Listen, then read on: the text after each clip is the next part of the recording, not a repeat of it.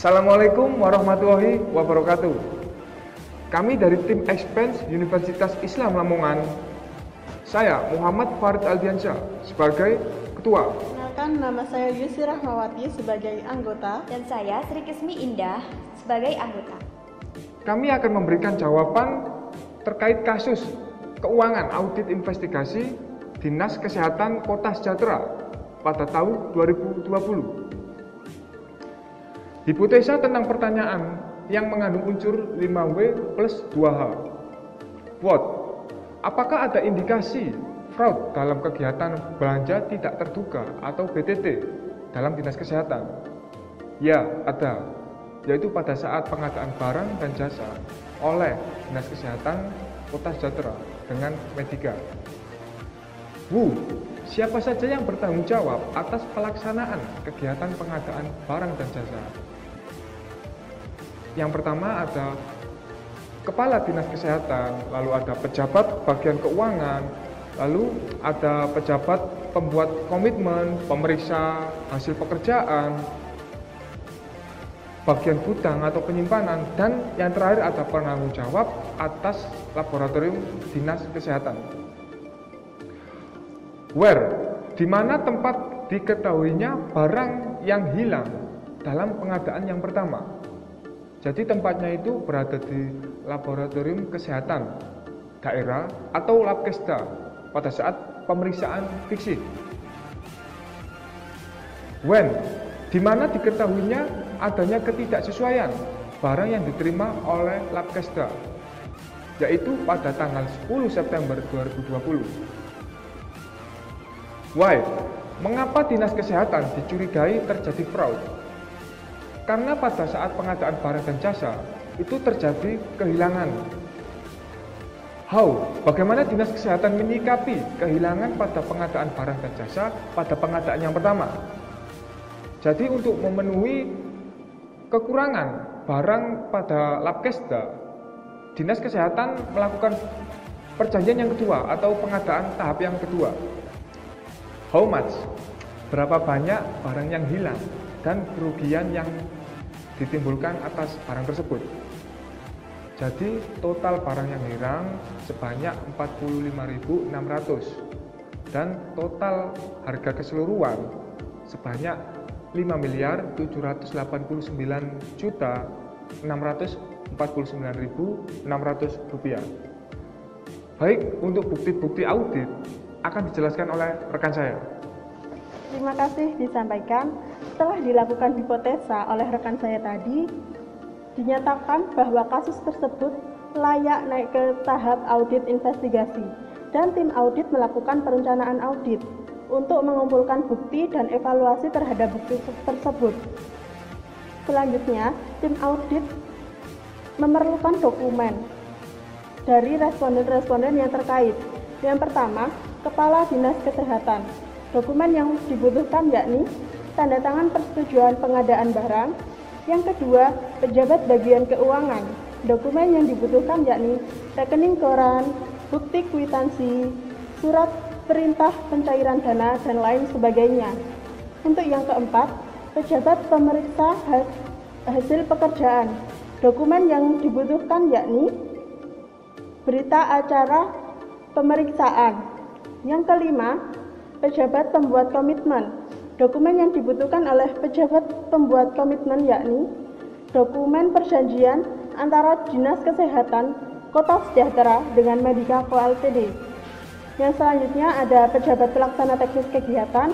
Dokumen yang dibutuhkan dari pejabat pelaksana teknis kegiatan yakni proposal pengadaan barang dan dokumen persetujuan anggaran dan sebagainya. Selanjutnya ada bagian gudang atau penyimpanan. Dokumen yang dibutuhkan dari bagian gudang dan atau penyimpanan adalah berita acara penerimaan fisik barang masuk dan berita acara penerimaan fisik barang keluar serta surat perintah pengeluaran barang. Yang selanjutnya ada Kepala Bagian Pengadaan Barang dan Jasa. Dokumen yang dibutuhkan yakni draft pengadaan barang dan jasa. Dan yang terakhir ada penanggung jawab laboratorium kesehatan daerah. Dokumen yang dibutuhkan yakni berita acara pemeriksaan fisik, barang masuk dan barang keluar, serta dokumen serah terima barang. Untuk selanjutnya, wawancara akan dilakukan kepada responden yang akan disampaikan oleh rekan saya. Baik, terima kasih. Setelah ditentukan responden dan pengambilan data dokumen, tim audit akan melakukan wawancara pada responden yang terkait. Yang pertama, Kepala Dinas Kesehatan. Apakah Bapak atau Ibu mengetahui bahwa ada bonus yang hilang di pengadaan pertama? Kapan Bapak atau Ibu mengetahui persetujuan dari pengadaan barang tersebut? Mengapa Bapak atau Ibu menyetujui pengadaan kedua, sedangkan pada pengadaan pertama terjadi kehilangan bonus?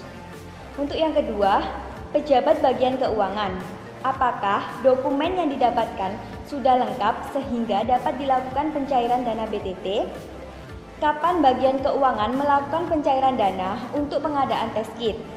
Bagaimana prosedur pencairan dana pengadaan barang? Apakah prosedur untuk pengadaan test kit telah sesuai? Mengapa Bapak atau Ibu mengeluarkan SPPT padahal dokumen belum lengkap dan saat pengadaan alat test kit? Yang ketiga, pejabat pembuat komitmen. Apakah kontrak perjanjian yang dilakukan sudah sesuai dengan SOP? Mengapa Bapak atau Ibu tidak melengkapi dokumen pelayanan segera dan tidak menyelenggarakan pembukuan terkait kepabenaan? Bagaimana alur pembuatan komitmen antara Dinas Kesehatan dan Medika dan berapa banyak dokumen perjanjian atas Dinas Kesehatan dan Medika? Untuk yang keempat, pejabat pengadaan barang dan jasa. Apa saja yang dibutuhkan dalam menyikapi perintah dari Menteri Keuangan tentang pengalokasian BTT? Siapa saja yang berperan pengadaan alat test kit? Kapan persetujuan dari pengadaan barang test kit? Dan bagaimana alur proses prosedur dari pengadaan alat test kit? Yang kelima, pejabat pemeriksaan hasil pekerjaan. Apakah barang pengadaan test kit sudah sesuai dengan data yang ada pada dokumen? Kapan pengadaan barang test kit tahap pertama datang dan kapan diketahuinya bonus test kit hilang sebesar 45.600?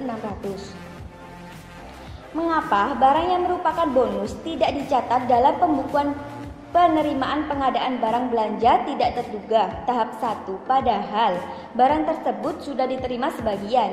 Yang keenam, pejabat pelaksanaan teknis kegiatan. Apakah Bapak atau Ibu mengetahui adanya kehilangan dari barang pengadaan test kit tahap 1? Kapan persetujuan pengadaan barang test kit? Mengapa Dinas Kesehatan tidak melengkapi dokumen Rushelding dan tidak menyelenggarakan pembukuan bidang kepabean? Bagaimana alur proses penandatanganan atas pengadaan alat test kit? Yang ketujuh, bagian gudang atau penyimpanan. Kapan barang tersebut datang ke gudang? Di mana lokasi gudang untuk penyimpanan alat test kit? Berapa banyak barang yang datang dan diterima oleh gudang? Apakah sudah sesuai dengan dokumen terkait dan bisa dipertanggungjawabkan? Bagaimana prosedur yang dilakukan oleh pihak gudang ketika ada barang pengadaan datang? Yang ke-8, penanggung jawab laboratorium kesehatan daerah. Apa saja peralatan tes yang diterima oleh laboratorium ketika barang tersebut datang? Siapa yang bertanggung jawab menerima dan mengirim dari alat tes kit? Bagaimana alur prosedur penerimaan dari alat tes kit pada laboratorium? Baik, demikian pemaparan jawaban dari kelompok kami terkait kasus keuangan audit investigasi pada Dinas Kesehatan Kota Sejahtera pada tahun 2020. Terima kasih. Wassalamualaikum warahmatullahi wabarakatuh.